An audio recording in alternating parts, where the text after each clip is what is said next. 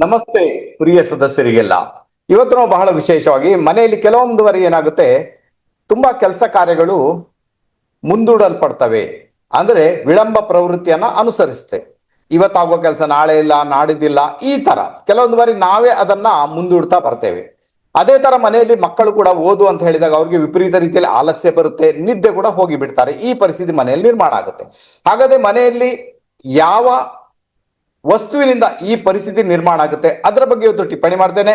ಮುಂದೆ ಹೋಗುವುದಕ್ಕಿಂತ ಮುಂಚೆ ನೀವೇನಾದ್ರೂ ನಮ್ಮ ಚಾನಲ್ಗೆ ಹೊಸಬರಾಗಿದ್ದರೆ ದಯವಿಟ್ಟು ನಮ್ಮ ಯೂಟ್ಯೂಬ್ ಚಾನಲ್ ಸಬ್ಸ್ಕ್ರೈಬ್ ಮಾಡಿ, ಬೆಲ್ ಐಕನ್ ಪ್ರೆಸ್ ಮಾಡಿ, ಲೈಕ್ ಮಾಡಿ, ಕಮೆಂಟ್ ಮಾಡಿ.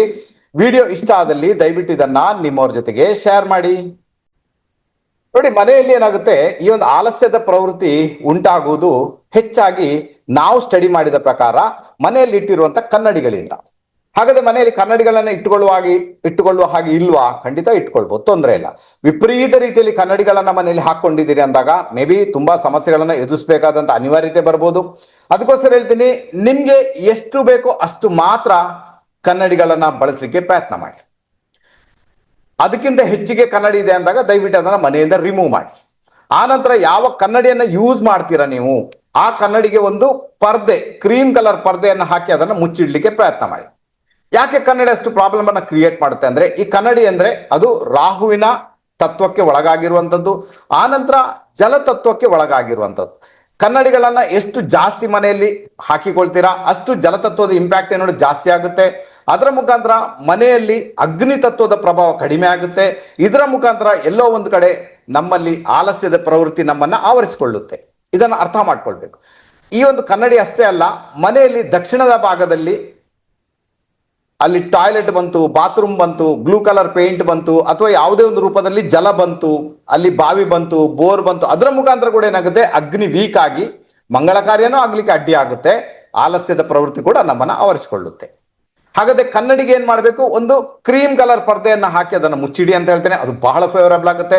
ಕೆಲವೊಂದು ಬಾರಿ ಮನೆಯಲ್ಲಿ ಇಟ್ಟಂತಹ ಟಿವಿ ಸಮೇತ ನಮಗೆ ಈ ಸಮಸ್ಯೆಯನ್ನ ಕ್ರಿಯೇಟ್ ಮಾಡುವಂತ ಸಾಧ್ಯತೆ ಉಂಟು. ಸಾಧ್ಯ ಆದ್ರೆ ಟಿವಿಯನ್ನು ಸಮೇತ ಏನೂ ಇಲ್ಲ ಅಂತ ಕೂಡ ರಾತ್ರಿ ಹೊತ್ತು ಮಲಗುವಾಗ ಅದನ್ನೊಂದು ಪರ್ದೆಯಿಂದ ಮುಚ್ಚಿಟ್ಟು ಮಲಗಲಿಕ್ಕೆ ಪ್ರಯತ್ನ ಮಾಡಿ. ಬಹಳ ಒಳ್ಳೆ ರಿಸಲ್ಟ್ ಅನ್ನ ನೀವು ಅನುಭವಿಸ್ತೀರಾ. ಇನ್ನೊಂದು ವಿಚಾರ ಹೇಳೋಕೆ ಇಷ್ಟಪಡ್ತೇನೆ. ನೋಡಿ ಸರ್, ನಮ್ಮ ಮನೆಯಲ್ಲಿ ತುಂಬಾ ಕನ್ನಡಿ ಇದೆ, ಎಲ್ಲ ಕಡೆ ಕನ್ನಡಿ ಬೇಕು ನಮ್ಗೆ, ಎಲ್ಲೆಲ್ಲ ರೂಮಲ್ಲಿ ಅಲ್ಲೆಲ್ಲಿ 2-3 ಕನ್ನಡಿ ಬೇಕಪ್ಪ, ನಾವು ಇಟ್ಟುಕೊಂಡಿದ್ದೇವೆ, ಬಟ್ ನಮ್ಗೆ ಏನು ಸಮಸ್ಯೆನೇ ಇಲ್ಲ, ಯಾವುದೇ ರೀತಿಯಲ್ಲಿ ಕೂಡ ಪ್ರಾಬ್ಲಮೇ ಇಲ್ಲ, ನಮ್ಗೆ ಯಾವುದೇ ಆಲಸ್ಯನೂ ಇಲ್ಲ ಅಂತವ್ರಿಗೆ ಈ ವಿಡಿಯೋ ಅಂತೂ ಅಲ್ಲ. ನೀವು ಖಂಡಿತ ಮುಂದುವರಿಸಿ. ಅದರಲ್ಲಿ ಸಮಸ್ಯೆ ಇಲ್ಲ ಅಂದಾಗ ಅದನ್ನು ತೆಗೆಯುವಂತ ಅಗತ್ಯ ಕೂಡ ಇಲ್ಲ. ಓಕೆನಾ? ಯಾರಿಗೆ ಸಮಸ್ಯೆ ಉಂಟು ಅವರು ಈ ಒಂದು ಟೆಕ್ನಿಕ್ ಅನ್ನ ಫಾಲೋ ಮಾಡಿ ನೋಡಿದಾಗ ಅವರಿಗಂತೂ ಖಂಡಿತ ರಿಸಲ್ಟ್ ಬರುವುದರಲ್ಲಿ ಡೌಟೇ ಇಲ್ಲ. ಇನ್ನೊಂದು ವಿಚಾರ, ಇಲ್ಲಿ ನಾನು ಕನ್ನಡಿ ಅಂತ ಹೇಳಿದಾಗ ಈ ಕನ್ನಡಿ ಪಾದರಸ ಹಚ್ಚಿದಂತ ಕನ್ನಡಿ ಮಾತ್ರ, ನಾವು ಪ್ರತಿಬಿಂಬವನ್ನು ನೋಡುವ ಕನ್ನಡಿ ಮಾತ್ರ. ಅದು ಬಿಟ್ಟು ನಿಮ್ಮ ಬಾಲ್ಕನಿಯಲ್ಲಿ ಯಾವುದೋ ಕನ್ನಡಿ ಇದೆ, ಪಾರದರ್ಶಕವಾಗಿರುವಂತ ಕನ್ನಡಿ ಇದೆ, ಆ ಕನ್ನಡಿ ಬಗ್ಗೆ ನಾನು ಮಾತಾಡ್ತಾ ಇಲ್ಲ. ಯಾವುದೇ ಬಾಗಿಲಿಗೆ ನೀವು ಕನ್ನಡಿಯನ್ನ ಹಾಕಿದ್ದೀರಾ ಅಥವಾ ಕಿಟಕಿಗೆ ಕನ್ನಡಿಯನ್ನ ಹಾಕಿದ್ದೀರಾ, ಆ ಕನ್ನಡಿಗಳ ಬಗ್ಗೆ ಮಾತಾಡ್ತಾ ಇಲ್ಲ.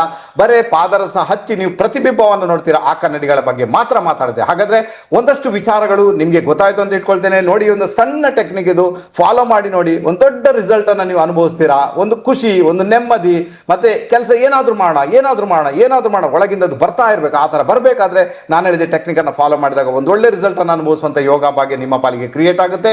ಖಂಡಿತ ಇದನ್ನು ಫಾಲೋ ಮಾಡಿ ನೋಡಿ ಅಂತ ಹೇಳ್ತೇನೆ. ಗೆಲುವು ನಿಮ್ಮದಾಗುತ್ತೆ. ಕಾರ್ಯಕ್ರಮ ಇಲ್ಲಿಗೆ ಮುಗಿಸಿದ್ದೇನೆ. ಇನ್ನೊಂದು ರಹಸ್ಯಮಯ ವಿಡಿಯೋ ಜೊತೆಗೆ ನಿಮ್ಮ ಮುಂದೆ ಪ್ರತ್ಯಕ್ಷನಾಗ್ತೇನೆ. ಅಲ್ಲಿವರೆಗೆ ಎಲ್ಲರಿಗೂ ನಮಸ್ತೆ, ನಮಸ್ತೆ, ನಮಸ್ತೆ, ಬಾಯ್.